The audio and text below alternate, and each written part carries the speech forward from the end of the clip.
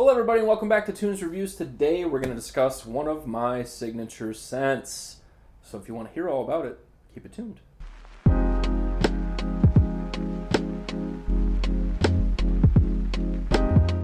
So all the way back into... Oh, okay. What are you doing? You're crazy. You're crazy. You're crazy kitty, huh? You're crazy kitty. You like the sunshine? I love you, I love you, I love you.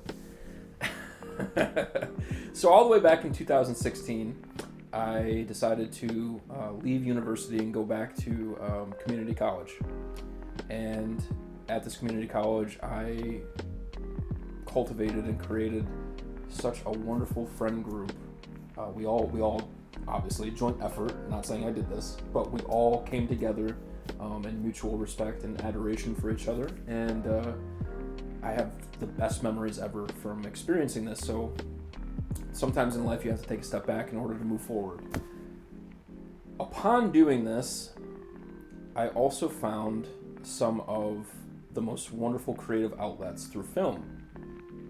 And to this day, I still continue to pursue film, and I'm now, on IMDb, I'm a director, I'm a producer, I'm a writer, I'm an actor, and we did this on our own, with no help, with no finances, no producer outside of ourselves, and we've won awards and all sorts of things. While I filmed my first feature-length film with my best friend that passed away, Benjamin, who I've now talked about several times on this channel, I wore pretty exclusively one fragrance because I fell in love with it. I remember this and Bass Solo from the Vagabond Prince came out at the same time, and I was very smitten by both. I purchased both, and I wore a ton out of both of these fragrances for like the better part of 6 months. It was like exclusive. And this fragrance just reminds me so heavily of the film that we did called Dark Chamber, which is a very pensive, poetry, narratively driven film with lots of beautiful neon lights and visuals, and it's violent and it's sexy and it's a self-reflection, really, a metaphorical self-reflection of pain and suffering and trauma. The thing that I loved most about this film was Benjamin and I were finding our footing. We were finding our dynamic. He originally wanted to be a director, but found that he didn't really have the drive to use his voice to do it. He was more smitten by the cinematography and editing aspect, so I naturally took over directing, which wasn't my goal. My goal was to be a writer and actor. Now I love directing. Directing is like it. That's it for me. That's what I want. That's my end goal. So finding our dynamic, as well as letting our friendship blossom and having this mutual interest, and also the guerrilla shooting. And what I mean by that is you have to typically have a lot of licenses and whatnot for filming in the city, and people shut down streets and yada yada yada. But we didn't do any of that. Obviously, we didn't have the budget for it, and we just did everything on our own. So the run and gun guerrilla shooting, the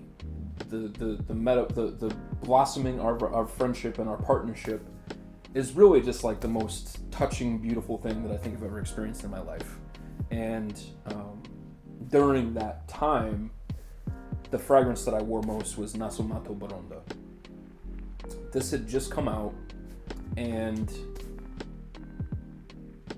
yeah, I mean, I've gone through countless bottles of this at this point. I can count them on one hand.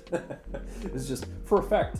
I think probably I've gone through 5 bottles of this at this point, and it really does feel like a piece of like my heart and a piece of my journey. Whenever I spray this on, I'm reminded of us, we had to utilize this clawfoot bathtub, this old iron clawfoot bathtub, for the scene where my character and this woman were like taking a blood bath together. And the way we had to create the color was through some Lush products and we had to dye the water, and it was a soap bar. So there's all these suds that we had to literally pick up and put into the toilet to flush down the toilet. And, you know, there's Ben who's running around. He's like, God fucking damn it, there's all these suds. And I'm trying to sit there and, like, keep a straight face, and we're trying to just get it to settle down to get the shot right.